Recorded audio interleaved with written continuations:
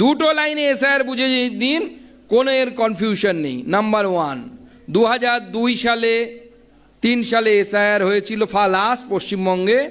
2002 এবং 3 সালে আপনার ভোটার লিস্টে নাম আছে, আপনি ওকে, আপনার নাম এবারে উঠে যাবে।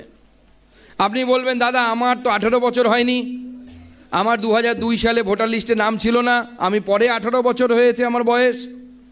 তাহলে আপনার মা বাবার নাম ছিল, তাই তো? প্রমাণ দেখান, আপনার নাম উঠে যাবে, কোনো কনফিউশন নেই, এসআইআর শেষ। এবার আপনি বলছেন 2002 সালে আমার নাম নেই, কিন্তু এখন আমার নাম তুলতে হবে, তার মানে কি? বলছেন আপনার বাবা মার নাম নেই। তাহলে প্রশ্ন, আপনি কোথা থেকে টপকালেন? খেজুর গাছ থেকে নামলেন না মাটি ফুঁড়ে বেরোলেন? সেটা তো আগে বলুন। দুটো অপশন হতে পারে এর, হয় আপনি অনুপ্রবেশকারী, আর যদি আপনি হিন্দু হন আপনাকে সিএতে অ্যাপ্লাইয়ের মধ্য দিয়ে আপনাকে নাগরিকত্ব দেওয়া হবে এবং আপনি ভারতবর্ষেরও ভোটার হবেন, কেউ আটকাতে পারবে না। আর আজকে যে অর্ডার আমি দেখালাম আপনাদেরকে, কেন্দ্র সরকার যে গেজেট নোটিফিকেশন করেছে, সেই গেজেট নোটিফিকেশনে কি বলছে? যে হ্যাঁ আপনি 14 সালের মধ্যে আসতে পারেননি, 24 সালের মধ্যে এসছেন, আপনি ভারতবর্ষেই থাকবেন। তাহলে আপনার নাগরিকত্ব কি হবে?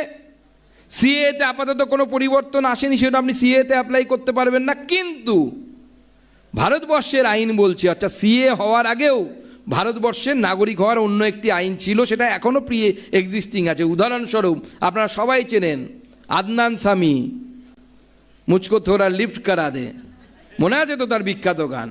সেই আদনান সামি এখন ভারতবর্ষের নাগরিক। তো সে তো সিএতে অ্যাপ্লাই করতে পারেনি, কারণ সে তো ধর্মে মুসলিম, সিএ তার জন্য অ্যাপ্লিকেবল নয়। তাহলে তিনি ভারতবর্ষের নাগরিক হয়েছেন কিভাবে? ভারতবর্ষের নাগরিকত্ব দেওয়ার আইন বলছে যে প্রসেস অফ ন্যাচারালাইজেশন, এর মাধ্যমে আপনি ভারতবর্ষের নাগরিক হতে পারেন। তার জন্য কি দরকার? 11 বছর আপনি ভারতবর্ষে থাকার পর আপনি অ্যাপ্লাই করবেন, আপনি নাগরিক হবেন। অর্থাৎ আজকের যে অর্ডার আপনাদেরকে দেখালাম, যে গ্যাজেট নোটিফিকেশন আপনাদেরকে দেখালাম, সেই গ্যাজেট নোটিফিকেশন অনুসারে ভারতবর্ষে ঢুকে যাওয়া কোনো হিন্দুকে পশ্চিমবঙ্গ থেকে আর বাইরে পাঠানো হচ্ছে না।